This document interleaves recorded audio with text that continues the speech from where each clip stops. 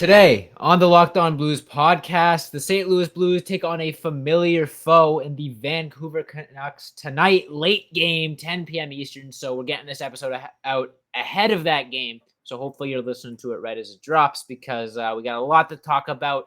Ville Husso is getting the start tonight. Would be I believe his 7th start in the last 8 games. Ladies and gentlemen, we got a goalie controversy. It is official. Lots to talk about. We haven't really dipped our toes into it too much, so that's what the first half of today's episode is going to be about. Segment 1 and 2-ish will be about Husso versus Binnington, and then we'll close out the episode talking about the game and giving our picks for Locked On Player of the Game. Make sure you stay tuned. You're Locked On Blues, your daily podcast on the St. Louis Blues.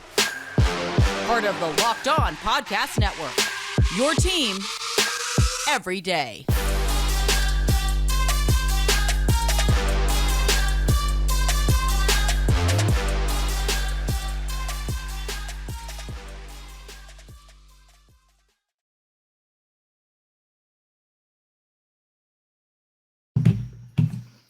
Ladies and gentlemen, welcome back to the Locked On Blues podcast, part of the Locked On Podcast Network, and your number one source for daily Blues content. I'm Josh Hyman, and I'm joined by my co-host, as always, Thomas Welch, and we got a busy episode for you guys today. St. Louis Blues take on the Vancouver Canucks tonight at 10 p.m. Eastern. So, like I said, we're getting this out before that game. Lots to talk about in there, but the real story is Ville Husso, without question now, is the Blues' number one starter. No more of this 1A, 1B stuff. Husso started, I think, 7 of the last 8, 12 of the last 15, something like that. 8 of the last 10, I think. 8 of the last 10, yeah. So it's his net for the time being. And he's a free agent this offseason. Jordan Binnington has, after this year, 5 years left at $6 million a year. Lots to talk about before we get into that mess of a subject. I want to thank anyone and everyone out there for making Locked On Blues your first listen. We are free and available on all podcast platforms. Thanks for making us part of your daily routine. All right, Tommy. So we got to rip the Band-Aid off. We've been kind of dancing around it these last few weeks because the team as a whole has been, exciting enough in good ways and bad that we haven't really had to focus on the goaltending. But I think it's time that we at least begin to have the conversation of what the heck is the plan. Ville Husso, obviously free agent at the end of this year. Jordan Binnington, very much not. However, Jordan Binnington is the backup goalie right now. So, first of all, I guess you asked the question, would you, if you're Craig Berube, would you have started Jordan Binnington tonight? I would have actually started Jordan Binnington tonight. I feel like there's a lot of underlying factors here that go into this goalie controversy. And you can say that Ville Husso is the number one and we're riding the hot hand, but in their last 8 starts side by side, Ville Husso's save percentage has been .889 and Jordan Binnington's save percentage has been .886. Binnington's got a 2-5-1 record, while Ville Husso has a 3-3-2 record. So it's not overwhelming evidence that Ville Husso has been considerably better, at least recently, than Jordan Binnington has. So in my opinion, if I'm in Craig Berube's shoes. No, he's just got one leg. Just got it amputated. No, but if I'm in his shoes and I'm looking at the lineup here and I'm thinking, okay, Jordan Binnington has struggled, but we know that he can lead this team through and win a Stanley Cup. Ville Husso, obviously UFA at the end of the season. I think I have to start Jordan Binnington. And I feel like one of the underlying factors here might be, like, obviously Husso's starting 2 times in 3 days, right? So to your credit, yes, it does look like he is the number one guy right now in Craig Berube's mind, in the Blues front office mind, in the minds of the people who think what goalie gives us the best chance to win a Stanley Cup right now. It feels like the answer to that question is Ville Husso, even though they're playing at a similar level. Now, obviously, contracts come into play. Jordan Binnington's making considerably more money than Ville Husso, to the tune of $6 million. So you don't want to be paying your backup $6 million. So does that lead, like, the casual fan or people that follow the team like myself to believe that the team thinks that they can move Jordan Binnington in the offseason? And if that is the case, because he has a no trade clause, like, presumably that would be a difficult thing to do. So even though Doug Armstrong said that they did not have conversations surrounding the trade talks of Jordan Binnington, even though it was reported otherwise, was that something that was actually spoken about? And they did get to a point to where, okay, we're not going to move him right now, but we feel comfortable that we can move him in the offseason. And that's why we're seeing Ville Husso get the starts that he is right now. I don't know. And do you bring Ville Husso back because he's going to be a free agent? Do you sign him to a contract, even though he's 27 years old, which Josh, you brought up before the podcast? I had no idea. I thought he was still a young prospect coming up the ranks. The dude's up there in age, right? So what kind of contract do you look at if you do give it to him? If you do give it to him, do you have to trade Jordan Binnington? There's a whole lot going on right now, and I really don't know the answers to a lot of these questions. But all I know is one of these goalies is going to give us a substantial chance to win in the playoffs, whether it's Binnington or whether it's Husso. So we got to shore up the rest of the team, and that starts with another win against the Vancouver Canucks. Yeah, I mean, you mentioned the no trade clause of Jordan Binnington, and initially, obviously, that's a bit of a concern. But the other side of that is if you go to Jordan Binnington, you say, hey, you can do whatever you want with your no trade clause, but you're not going to be our starting goaltender. He's waiving that instantly to go start somewhere, So it's not as much of a factor as I think we might think in terms of limiting his options. I think the biggest issue is his contract and the fact that, teams are looking at the sample size and be like, okay, well, he was awful last year, in his first year of the contract. We don't want to risk 5 years of that. But I think there are teams out there that have had, goaltending issues for long enough that think that they could get a bit of a revival out of Jordan Binnington. It's going to be tough, though. I honestly think if they were to trade Jordan Binnington, it wouldn't be like a hockey trade. I honestly would think that you'd have to give up a pick to get someone to take Jordan Binnington. You would, because I don't think Doug Armstrong hates retaining money too. So it's not. So Jordan Binnington in a second for a 6th round pick, something like that. It's the cost of doing business, unfortunately. And obviously it's a huge hypothetical, but goaltending is an extremely important position. We saw that, so many teams in the NHL struggle so much to find consistent goaltending. And the 1 year the Blues had it, they won the Stanley Cup. And they haven't, that was probably the most consistent goaltending besides those years of Brian Elliott's freakish dominance that they got.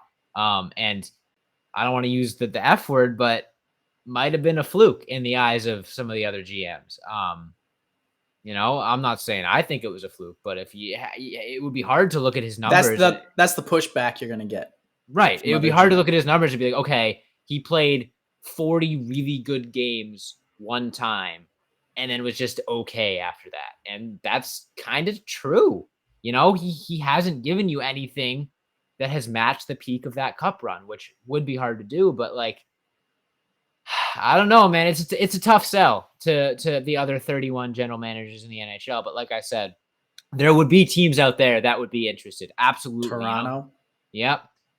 He's young enough to where you could get someone that would be like, okay, yeah, 5 years of Jordan Binnington, great. But it would be a tough sell. So that being said, I think in this second segment, I want to continue to talk about this a little bit and talk about, how the team plays in front of each guy before we get into the conversation surrounding tonight's game against the Vancouver Canucks. But before we get into any of that, I want to tell you guys about our good friends over at Built Bar.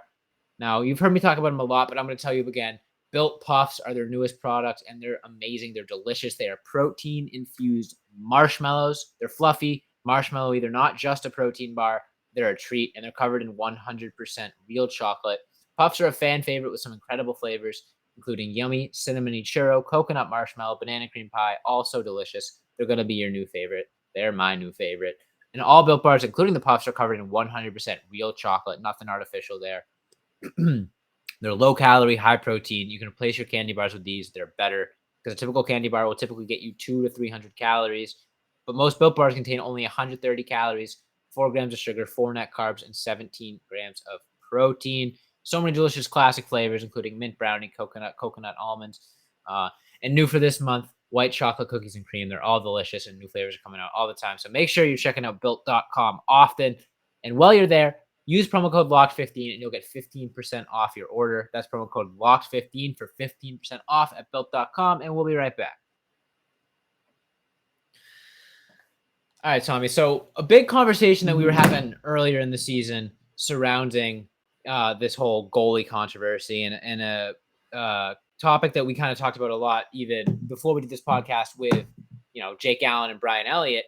The St. Louis Blues have a tendency to play significantly different levels of hockey in front of their backup versus their starting goaltender. And maybe it's sample size. Maybe it's because Ville Husso has been getting so many games lately, but I don't necessarily think that that's been the case as of late. I think when the team was playing bad, as in the last few weeks, it didn't matter who was in net. Or versus when they were playing really well at the beginning of the season, didn't matter who was in net.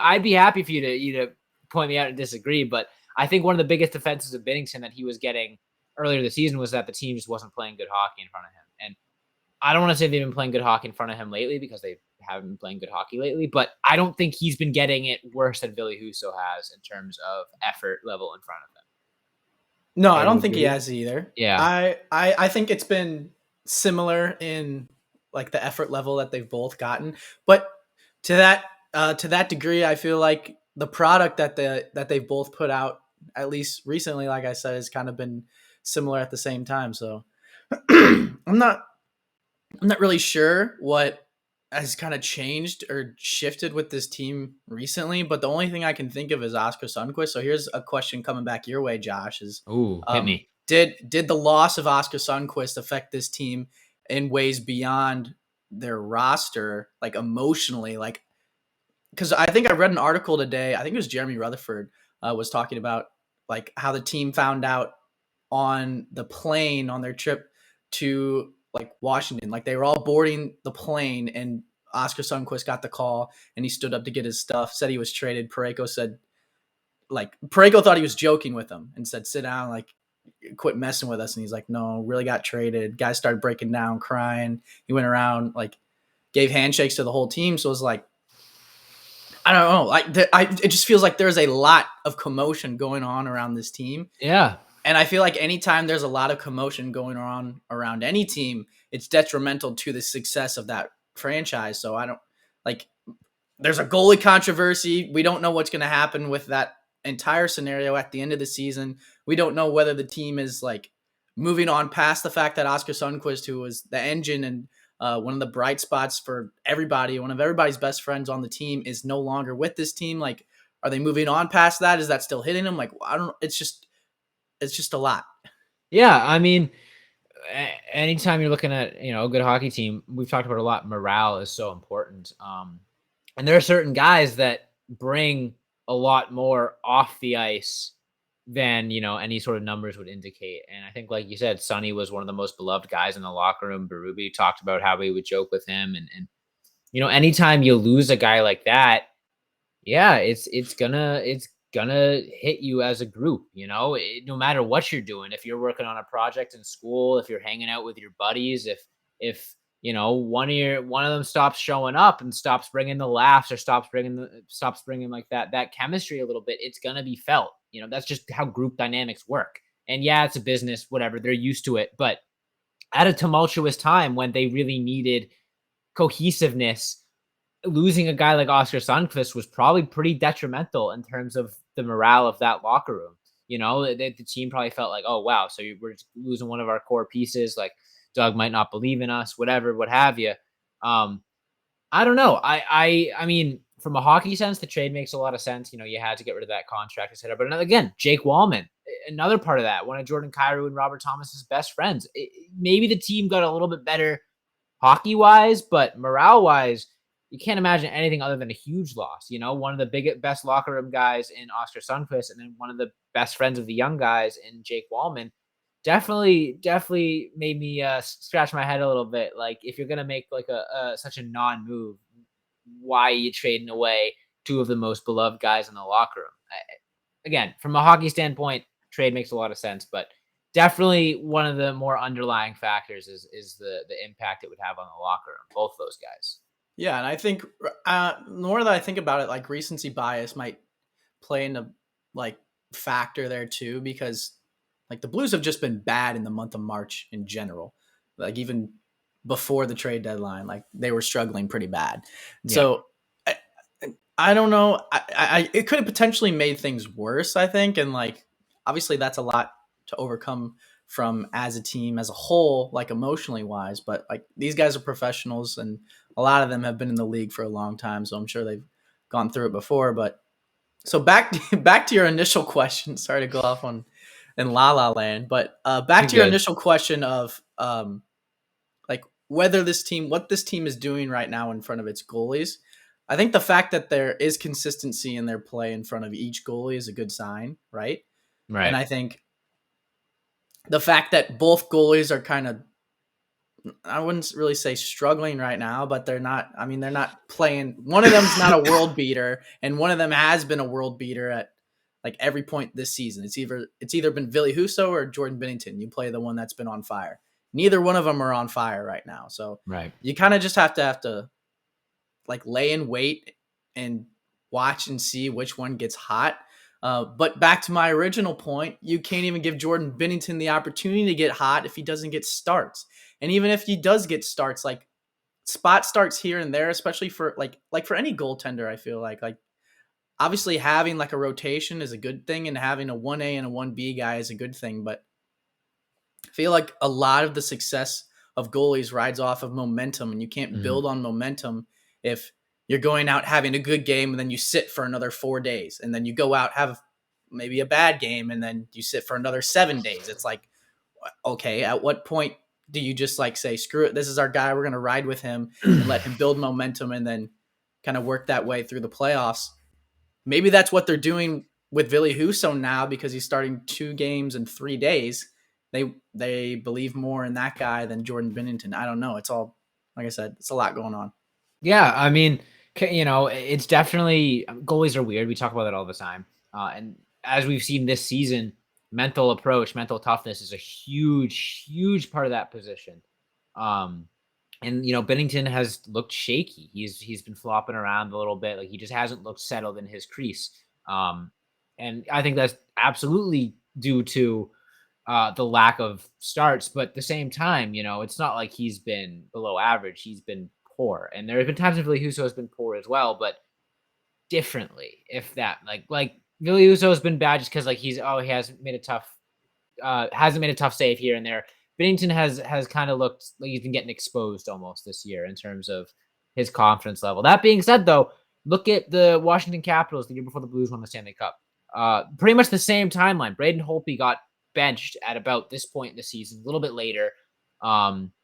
Didn't start games 1 or 2. It might have just been game 1 of the first round. All of a sudden came off the bench, got his consistent starts for the first time in months, won a Stanley Cup. So I don't think that what's happening right now is an indication that Jordan Binnington is out the door, but it would take a lot for things to turn around for him. But we've seen it before. We've seen him kind of come out of nowhere and put in a good stretch of play. And I think he wants nothing more, obviously, than to prove the doubters wrong. So who knows, going into the playoffs, if and when we make it there, I still think the jury's out on who's your playoff starter.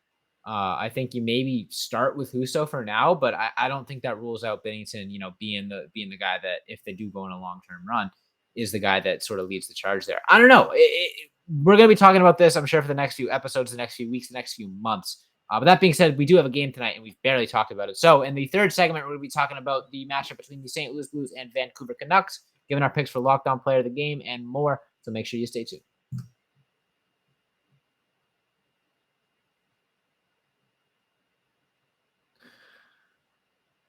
All right, Tommy. So the Blues take on a familiar face in the Vancouver Canucks tonight. They came away with a 4-1 victory on, what was it, Monday? Winning in, pretty convincing fashion. Now they're going up to Vancouver, late game, in enemy territory. Basically got to do everything you did on Monday night, but do it just a little bit better since you're on the road. That being said, though, I feel like we know what the Blues need to do. I feel like, they played consistent hockey. They played it. We throw out all the cliches, solid 60, whatever, but they got back to their game. I feel like it was the first time in a while we've seen the Blues play Blues hockey from puck drop to final buzzer. There wasn't like a stretch of time where they really got away from that. The second period was rough for sure, but it didn't really feel like they at any point got out of their game plan. So I think that's really what it comes down to, is just sticking to the game plan tonight, especially considering they just beat this team. You know what works. Do what you know works. Don't overcomplicate it. Don't make it any more convoluted than it needs to be. Play winning hockey. Yeah, and I think, you hit the nail on the head there. I think the two most important things to me that made the Blues successful against the Vancouver Canucks, like I talked about on the last episode, was the physicality. Because the Blues, I mean, you can hang with the big dogs when you're the St. Louis Blues in terms of laying the body on some folks. And there's not a lot of teams in the league nowadays with the speed and skill that they have that also have the big burly muscle that the Blues do. So I feel like that's an advantage for them as much as their offensive power and high octane offense is an advantage. So to put that up against the Vancouver Canucks is going to be big for them, but also getting on top of the teams, breaking their will to try to fight back. I mean, Vancouver Canucks have been up and down all season long, even after their coaching change. They started off real hot, but they still kind of been like a little wishy-washy. So if you can get up two on this team again, if you can get up two on this team again, there's nothing in my mind that thinks that, oh, Vancouver's going to fight hard till the end and like they're going to give you a real battle. And like, I mean, maybe they will, but I think the chances of that are continually go down the more goals you put up on them and the earlier you get up on them. So for the Blues, those are my big keys to success against the Vancouver Canucks. You want to do locked on players of the game too? Because mine's ready. And it is piping hot, Josh. It is scalding hot. Take the stage. A wise person once said that any team is only as good as its weakest link, right? I think I said that. That was me. I think there's been a lot of people that have said that. But I am said wise person. The only person, actually somebody write that down. Every time you've ever heard that quote, it was me. Just put a little dash under Josh Hyman. Yeah, nobody else. Yeah. So just keep that in mind while I'm spewing here. So and if you don't, you'll be hearing from my lawyers. Right. So with that in mind, there is one player that we've talked about continually on this podcast that has, in our minds, been the weakest link on this team all season long. You're gonna do it. And he just scored. He just scored. Listen to me. He just scored last game. What did he do after the game? He made comments about the hatred for the Vancouver Canucks after what happened in the bubble, after what happened in the playoffs. And you can say like you hate people and like not really mean it, and like you can go out there and like feel hatred for a team when you play. But I feel like when you speak it into existence, it kind of materializes, right? Like I'm sure if he listens to himself, like reading that quote back, he's like, yeah, like that team really embarrassed us in the playoffs and the bubble in front of no fans. Like we had no momentum and everyone expected us to handle them easily. And we went out there and just laid an egg. Like, let's go out and embarrass this team. I think because of that, and because of the confidence boost the Golasso got him last game, I'm going to go with my locked on player of the game as Marco Scandella. All right. So I guess we can just chalk this one up as a win for me then. In terms of the locked on. No, I mean, I pick the hottest player right now, Robert Thomas. No, I'm not. What a hot take that is, Josh. I'm not. Listen, I like that pick. I mean, it reminds me of when I picked Braden Shen and said he doesn't even need to go out there and get goals. He just needs to set the tone. And with the way that the Blues are playing, I feel like they're just relying so much on emotion and morale that, Scandella probably isn't going to go out there and get you another goal tonight. He might. That'd be pretty freaking cool. But in terms of like impact. Yeah, exactly. And saying like, hey, like, we got embarrassed by these guys in the bubble. We beat them on Monday night. Let's do it again. That's going to be Marco Scandella leading that charge. Mm-hmm. I wanted to pick Tarasenko, but now I feel like that's too mean. Oh, come on. The guy that just scored his 500th point in the NHL. Yeah, the narrative is perfect. He's unlocked. He's entered a new tier of whatever. All right, give me a sec to think. Well, I got it. Fourth line. All right. Mackenzie McEachern. Bow. Nailed it. No, I got it. He's a guy that I've picked a few times. He's been playing good, though. Season. He has been playing. Mac Daddy. Well. Mac Daddy. Love the nickname. Return on Mac. All right, I'm going to pick it. So. If you'd let me speak, my goodness. I'm going to pick a guy that, we've talked about a lot this season, has kind of fallen off as of late, and especially a few games ago where he was benched pretty much the entire third period. A guy in Ivan Barbashev, kind of lost his luster here a little bit as of late. Like was definitely the most underrated player on the team early on. And I was almost going as far as say one of the most underrated players in the league when he was playing with his offensive prowess. Now he kind of lost a step in that regard a little bit. Hasn't been producing as much lately, but I think with the emergence that he had early in the season, and he's gonna want to get back to that level, and I think he has the capability of getting back to that level. And if the team starts playing more consistent hockey, I think both of those guys that got benched, Jordan Kyrou and Ivan Barbashev, will return to their former level. But more of the sneaky pick is Barbashev. So for that reason, I think the Blues are going to refine their game tonight, and with that will come Ivan Barbashev doing the same. Yeah, and to go along with the physicality that I was talking about, you can't get a guy that'll play more physical and more with his heart on his sleeve than Ivan Barbashev. So I like that pick a lot, Josh, actually. Surprisingly. Thank you. Surprisingly. Wow. Wow. Okay. All right. We're getting a little salty on today's episode. You're just embarrassed because you picked Marco Scandella. No, I'm not embarrassed. I stand by it. You gotta mix it up every once in a while, right? Marco Scandella can't have a bad game every game. He just scored last game. He made some crude comments about the Vancouver Canucks. If there was ever a game for him to bounce back and lead the charge, like you said, against this team, I want to manifest something tonight. And we talking about Marco Scandella goal. I want to manifest more than anything. Give me a Bobo, Robert Bortuzzo goal. Bortz? Oh, that would be nice. I like the vibes. I kind of feel like this would be a what would reignite kind of game the team more than Robert Bortuzzo scoring a goal and just pulling some dumbass celebration. Because whenever Bortuzzo scores, he celebrates like he's a 50-goal-a-year player. Yeah, we don't see it a lot. But oh my God, how funny would that be? How much of like a attention easer would that be if like all the guys that are so stressed about scoring, like the Jordan Kyrous of the world, and all of a sudden Robert Bortuzzo's like, yeah, well, let me see you do that. I just got a goal. I'm manifesting it. You heard it here first. Robert Bortuzzo is going to score tonight, or else. I really hope it happens. That would be electric. You're right too. He always goes sicko mode every time he scores because it barely ever happens, and it gets the boys riled up too, because like I said, it barely ever happens. So everyone that's on the ice, everyone on the bench just goes bonkers. I want it to be 11:30 at night. I'm like half asleep, barely able to focus on the game, and all of a sudden screaming. I'm like, wait a minute, waking the house scored? Up. Who? Yeah, I'm manifesting that. He is my secondary locked on player of the game, my honorary locked on player of the game after Ivan Barbashev for all the same reasons, though. That being said, though, I think that is all the time we have for you guys today. Want to make sure we get this episode up before the game starts. Puck drop is pretty soon, so make sure you're watching the game. Make sure you're following along with us in our new Twitter community space. Is that what it's called? Yeah, community. There you Twitter go. community. There you go. We like a Facebook made a new one, which we also have. Mm-hmm. So yeah, whether you're on Facebook, Twitter, Instagram, just make sure you're following along. Should be a fun game tonight. If Robert Bortuzzo scores, we're never hearing the end of it. It'll be my magnum opus. We'll be calling that. So Robert, I know you're listening. I know you listen on your drive to the arena. So make it happen. Make it for me, please. For me, just for Josh. For me, yeah. Nobody else. Do it. If you're gonna do it for anyone, do it for me.